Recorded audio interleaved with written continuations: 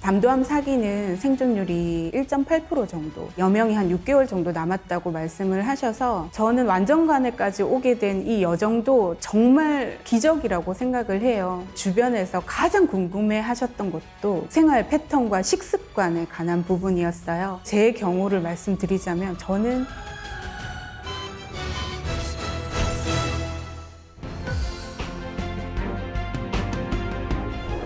첫 진단받았던 그 병원에서 일단 췌장암이라고 하니까 너무 놀랬고, 원바람 자체가 7.5cm로 굉장히 컸고 주변 림프관에 다 번져 있는 상황이었고요. 이제 사기 정도로 보인다라고 말씀을 하셨을 때 우리가 뭐 드라마라든지 어떤 영상 매체에서 봤듯이 그러면 저는 얼마나 살 수 있나요? 라는 말이 그냥 튀어나가더라고요. 그랬더니 6개월 정도 통상적으로 봅니다라고 말씀을 하셔서 내게 남은 시간은 6개월 뿐이구나. 그 흔한 뭐 갑상선이라든지 유방암이라든지 이런 게 있으면 생존율이 좀 높으니까 그렇게 이제 조금 희망을 가져볼 수 있지 않을까 했는데, 췌장암이란 얘기를 듣고 나서 더 이제 무너졌던 것 같아요. 그리고 신촌 세브란스에 가서 항암 치료가 직접적으로 들어가기 시작할 때 담도암으로 병명이 변경이 됐을 때 조금 기대를 걸어보고 진료실에서 나와서 이제 검색을 해봤죠. 생존율이 얼마나 달라졌을까 하는데 췌장암보다 더 낮더라고요. 담도암 사기는 생존율이 1.8% 정도 됐습니다. 그러니까 삶을 정리를 해야 되나 그런 생각도 했었죠. 원바람이 생겨난 위치가 췌장 머리 딱 담도 쪽이라고 하시더라고요. 그래서 수술은 담도암이랑 췌장암이랑 똑같이 최12지장 절제술이라는 PPPD 수술을 받기 때문에 항암제가 조금 다를 뿐이지 수술이나 이런 거는 똑같이 진행이 되기 때문에 세상이 무너지는 경험을 한번 했죠. 현실이 아닌 것 같이 붕 뜬 느낌? 그래서 이제 죽는다는 사실 또한 못 받아들였던 것 같아요. 처음에는 새 아이들을 위해서 나는 꼭 살아야 되겠다. 우리 남편이 늘 저한테 해준 말이 있거든요. 생존율이 1%든 99%든 죽거나 아니면 살거나 둘 중에 하나다. 살자라고 이제 계속 얘기를 해줬어서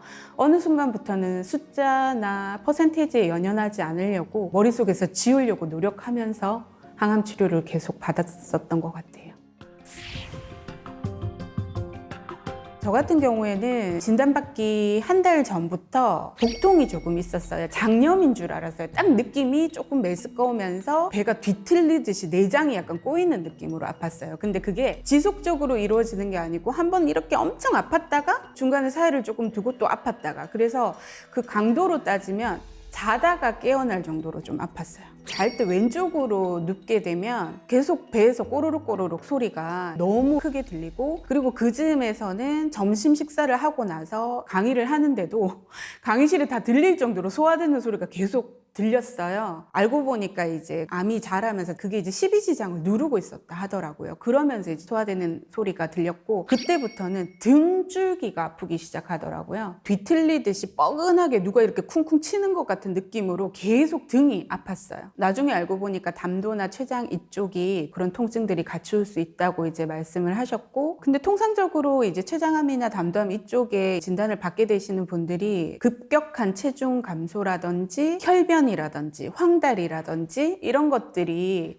있다고 말씀을 들었는데, 저는 그런 게 전혀 없었기 때문에 설마 암이라고는 생각을 못 했었던 것 같아요. 혹시나 제가 다시 한번 그런 상황에 놓인다면 그냥 바로 CT 한번 찍어 보겠습니다라고 말씀을 드릴 것 같아요.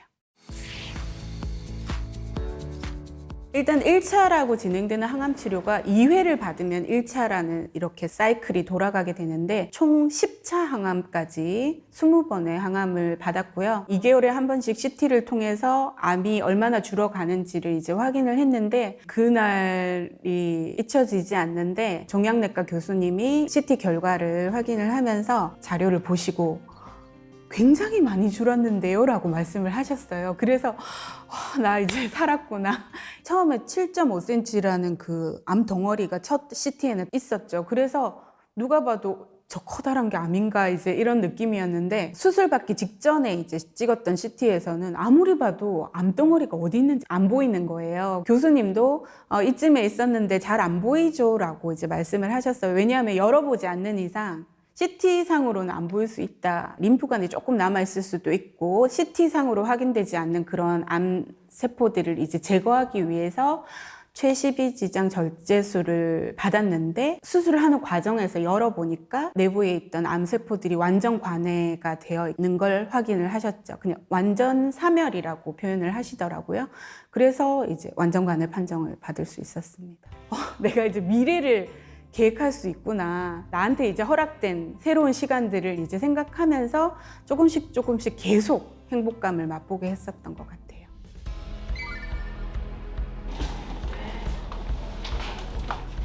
안녕하세요. 네, 앉아보십시오. 네.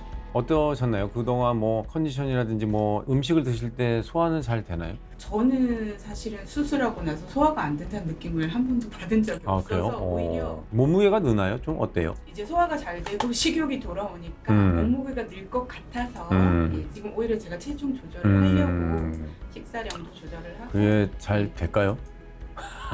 해야죠. 이게 제가 보니까 그래도 이제 우리가 암이 있는 분들은 이렇게 아무리 이제 식사를 하셔도 이렇게 몸무게가 안 느는데 우리가 이제 임상적으로 이렇게 식욕이 올라가고 몸무게가 늘어난다는 얘기는 반증이거든요. 그러니까 우리 몸에 암이 없다는 게 우리가 임상에서 알 수 있는 특징이라 아주 좋습니다. 지금 컨디션 아주 좋고 지금 항암도 지금 끄는 상태고 나머지는 이제 완치를 바라보고 지금 계속 지켜보고 있으니까 너무 걱정하지 마시고 일단 일상생활에 다시 찾은 건강을 바탕으로 일상생활에서 기쁨으로 좀 지내시면 더 좋을 것 같아요. 저는 6개월 간격으로 보고요. 최혜진 선생님은 3개월 해보나요? 예, 3개월 뒤에 CT 다시 한번 찍어요. 저는 뭐 괜찮을 것 같아서 6개월 간격으로 보겠습니다. 감사합니다. 얼마나 심각했냐면 폭 자체가 복강 내에 다 거의 번져 있는 상태였었거든요. 24년 7월인가요? 그때 이제 암 덩어리가 이렇게 컸거든요. 직경으로 보면 한 10cm 내외의 큰 암이 생기면서 이 암이 주변으로도 이게 또 몽글몽글한 거 보이시죠? 이게 몽글몽글한 게 다 이 복강으로 다 번져나간 거였거든요. 이게 이제 과연 치료가 될 수 있을까? 뭐 이런 생각을 했지만 환자분이 되게 제 기억으로는 상당히 삶에 대한 어떤 애착도 많았고 반드시 자기가 이 병을 이기고 싶다는 이제 느낌을 제가 많이 받았었어요. 그래서 항암 치료를 개시를 했는데 이제 기적이 이제 일어나는 거죠. 이제 암이 점점 줄어들면서 흔적들이 없어지면서 4월에 한 검사 보면 암이 있었던 건 거의 없어졌죠. 거의 안 보이고 주변에 있는 그때 막 몽글몽글한 것도 가히 없어지고 치료가 생각보다 훨씬 잘 된 바람에 저희가 이제 완치를 위한 수술을 이제 감행을 했죠. 실제로 수술장 들어가서도 그런 흔적들이 이제 많이 보였었긴 했는데 다행히도 그런 부분들 다 조직 검사에서 나가보니까 다 죽은 암세포 덩어리로 나왔기 때문에 이번에 우리 박주혜님 보면서 사람의 생명이라는 거는 우리가 이렇게 예측할 수는 없고 최선을 다해서 우리가 할 수 있는 바를 한다면 이런 좋은 성과도 얻을 수 있겠구나 이런 생각이 됐고 아마 제 생각에는 보통 5년을 이제 바라보고 이제 관리를 하는데 그때 동안 뭐 큰 문제 없이 잘 지낼 수 있지 않을까 이런 생각을 하게 됩니다. 항암 치료부터 두려움밖에 없었어요. 이 항암제가 나한테 맞을까? 항암을 시작하면 입안이 다 헐고 부역감이 느껴지고 머리카락은 다 빠지고 체력적으로 위축이 되고 그게 이제 심리적으로 따라오기도 하고 그 모든 것들이 암을 진단받은 상태 자체로도 지금 너무 힘든데 마음의 두려움의 크기도 더 커져 버리는 것 같아요. 이상하게 주변에 암 환우들이 없었어요. 그래서 막연하게 미디어나 영화나 이런 데서 봤던 그 고통으로만 점철된 그런 항암 과정을 봐왔기 때문에 너무 두려웠어요. 특히나 췌장 담도암 쪽은 항암제가 잘 안 듣는 암으로 유명하다고 또 얘기를 해서 사실은 처음에 이제 영영 6개월이 남았고 지금 당장 항암 치료를 시작을 해야 됩니다라는 얘기를 들었을 때 집으로 돌아가는 차 안에서 제가 남편한테 오빠 나 항암 치료 못 받겠어. 안 받을래 라고 얘기를 그때 생각해가지고 그렇게 얘기를 했었는데 남편의 무너지는 모습을 보고 이런 생각을 하면 안 되겠다. 해보지도 않고 결정을 하거나 내가 얼만큼 버틸 수 있는지 내가 해보지 않고는 아무것도 모르는데 미디어나 이런 영상물을 통해서 이제 접한 그 내용만을 가지고 내가 결정을 내려서는 안 되겠다. 그리고 그렇게 생각을 하고 나니까 빨리 하고 싶은 거예요. 얼마나 아플지 머리가 얼마나 빠질지 아무것도 모르겠으나 일단 싸워보고 싶은 생각이 들었던 것 같아요. 빨리 항암제를 써서 싸워가지고 내가 얘를 이겨야 되겠다라는 의지가 조금 생겨났었던 것 같고 그래서 이제 항암을 앞둔 분들한테 제가 이제 드리고 싶은 말은 해보지 않고서는 내가 얼만큼 잘 견딜 사람인지 알 수가 없어요. 그리고 이제 통상적으로 우리가 미디어나 이런 쪽에서는 너무 항암을 고통스럽게만 그려낸 거 아닌가 그런 생각을 했어요. 실제로 이제 부작용이 있다고 하지만 그거는 100이면 100 다 다르게 나타나고 항암 치료를 받으면서 직장 생활을 하는 분들도 계세요. 항암 치료를 받고 와서 하루 이틀 정도는 굉장히 조금 힘들었지만 그 이외에는 일상생활을 할 수 있을 정도로 컨디션이 괜찮았기 때문에 너무 막연한 두려움 속에서 항암 치료조차 거부하는 행위는 절대로 안 하셨으면 좋겠습니다. 그리고 제 경우를 말씀드리자면 저는 첫 항암이 제일 힘들었던 것 같아요. 물에서도 비릿한 냄새가 나서 물도 잘 마시지 못했고 음식물을 섭취를 해야 되는데 그때 당시에 이제 복통이 가장 심했을 당시라서 2주 상관에 7kg 정도가 빠졌어요. 구토까지 하니까 이제 탈수 증상처럼 이제 몸무게가 굉장히 많이 빠졌는데 이후에는 오히려 몸무게가 조금씩 증가를 했어요. 왜냐하면 이제 그 아팠던 복통도 암 크기가 줄어가기 시작하면 괜찮아지기 시작했으니까. 그래서 이게 무의미한 과정이 아니고 그냥 머리가 빠지고 슬프다 여기에 이제 집중할 게 아니고 내가 나아가는 과정이라고 생각하는 게 중요할 것 같아요. 아, 이 과정을 거쳐야지 내가 항암제가 지금 힘을 쓰고 있어서 뱃속에 있는 암세포들을 죽이고 있구나. 그래서 내가 이런 증상이 나오구나. 이게 거쳐져야지 내가 조금 더 건강한 몸으로 거듭날 수 있겠구나. 앞으로 나아가는 좋아지는 개선되는 과정이라고 생각하면 조금 버틸만 하지 않을까 싶습니다. 근데 또 2차 항암, 3차 항암이 진행될수록 저는 계속 적응이 빨리 됐었고 할만하다라는 생각을 했었어요. 그래서 남들이 이랬다 저랬다에 너무 걱정하거나 휘둘리지 마시고 나 하나만 집중해서 잘 보면 좋을 것 같다는 생각을 합니다. 너무 미리 걱정하실 필요는 없다는 거죠. 제가 완전관의 소식을 전했을 때 주변에서 가장 궁금해 하셨던 것도 생활 패턴과 식습관에 관한 부분이었어요. 그래서 이 부분에 있어서도 저도 처음에는 정말 두려웠어요. 그리고 보통 이제 암에 걸렸다 하면 가족들이 온갖 정보를 이제 저희 가족 단톡방에 주기 시작하죠. 누구는 뭐가 좋다더라, 이건 절대로 먹으면 안 된다더라 하면서 이제 제 인생에 더 이상의 이제 육식은 없는 줄 알았고 너무 많은 정보와 이랬다 저랬다 하는 정보들 때문에 오히려 저는 너무 혼란스러웠던 것 같아요. 그래서 결론적으로 봤을 때는 병원에서 그 영양사 선생님이 이렇게 드시면 됩니다라고 설명을 해주세요. 그거를 따라가시면 될 것 같습니다. 교수님께 진료 시간에 물어봤어요. 고기는 먹으면 안 되나요?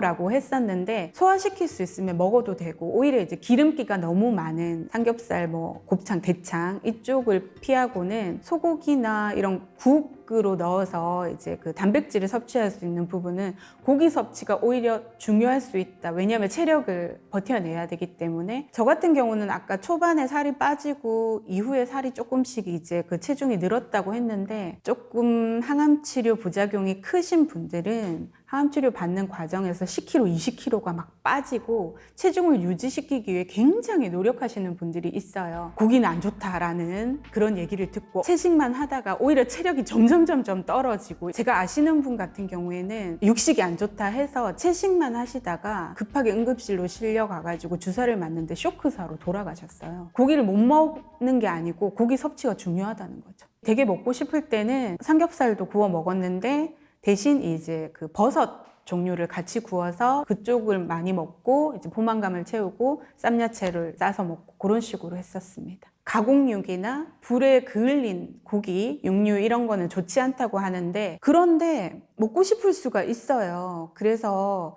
이제 제가 암 환우분들을 잘 보면 유독 그 두려움을 항상 가지고 계신 분들이 있고 어떤 분들을 보면 암 환자처럼 보여지지 않는 사람들이 있거든요. 저 같은 경우도 조금 후자였던 것 같아요. 그냥 가발 쓰고 있으면 이 사람이 아픈 사람인지 아닌지 알 수 없을 정도로 생기가 넘쳤었던 것 같고 두려움에 완전히 사로잡힌 분들은 음식을 먹을 때 굉장히 고민을 많이 하세요. 이거 잘못 먹으면 내 몸에 암세포가 하나 더 늘어날 것 같아 하면서 밀가루는 절대로 먹으면 안 돼 하면서 밀가루의 그 껍질을 벗기고 안에 내용물만 먹는다든지 모든 음식을 섭취할 때 두려움을 가지고 계시더라고요. 암 환자들은 잘 먹어야 되는 거는 확실해요. 그렇기 때문에 하루 삼시세끼를 잘 챙겨 먹어야 하고, 특히나 췌장담도암 환자들은 소화가 안 되기 때문에 조금씩 자주 먹어야 할 때, 그렇게 매번 먹을 때마다 그 두려움에 사로잡히면 없던 암도 더 생기겠다라는 생각을 했었던 것 같아요. 결국은 마인드 컨트롤이었던 것 같아요. 즐겁게 먹었어요. 이 먹는 것들이 내 몸에 분명히 도움이 될 거다라는 생각으로 식사하는데 스트레스를 많이 받지 않으셨으면 좋겠어요. 제가 직접 요리해서 먹고 이제 신선한 야채 쪽으로 먹는 쪽이 한 70% 정도는 됐었던 것 같고요. 매일매일 이런 야채를 샐러드를 준비해서 먹었어요 라는 건 없어요. 그때그때 먹고 싶을 때 늘 이제 신선한 야채를 준비를 하고 나물도 먹고 이렇게 했지, 식단을 딱딱 조절을 해서 샐러드를 이만큼, 쌈을 이만큼 이렇게 규정지어서 먹지는 않았습니다. 제가 암 환자라고 해서 제 가족들이 모두 암 환자식을 할 필요는 없기 때문에, 커가는 아이들도 있고 했기 때문에 준비는 같이 하되 제가 섭취하는 거는 아주 조심해서 조금씩 먹으려고 노력을 했었던 것 같아요. 항암 치료 하시는 분들이 다 똑같이 느끼겠지만, 밥을 먹게 되면 이제 모래를 씹는 느낌, 목구멍으로 넘어가지를 않아요. 그럴 때마다 먹기는 먹어야 되는데 도저히 이제 목구멍으로 넘어가지를 않으니까, 그럴 때 저는 이제 따뜻한 누룽지를 끓여서 국물부터 이제 조금 먹기 시작하면 위장이 조금 달래지는 느낌이 확실히 있었어요. 그래서 항상 항암 치료 받고 오면 누룽지부터 한 그릇 먹고 그렇게 이제 조금 속을 달래면서 했었던 것 같습니다. 초반에 항암 치료하고 너무 힘들었을 때 그냥 눈앞이 흐릿해지는 느낌이었는데, 그때 누룽지를 몇 숟가락 먹고 나니까 눈앞이 맑아지는 거예요. 제가 봤을 때 마인드 중요하다고 얘기를 하지만, 일단 먹는 것과 그런 것들이 밑바탕이 되어야 마인드도 생겨나는 것 같아요. 일단 체력을 받치려면 무조건 잘 먹어야 되는 거는 진리가 맞고요. 그 다음에 이제 조금 정신이 차려지면 이제 마음도 다잡을 수 있는 의지가 생겨나는 것 같아요. 저는 건강보조제나 이런 것들을 먹지 않았고, 매일매일 먹는 식습관이 더 중요하다고 생각을 해서 거기에 더 집중을 했었던 것 같습니다. 일상을 놓지 않는 자세가 가장 중요할 것 같아요. 컨디션이 좋을 때는 내가 지금 집에서 왜 이러고 있지? 나 지금 직장에 나가서 일을 해야 될 것 같은데? 막 이런 생각을 한 적이 있거든요.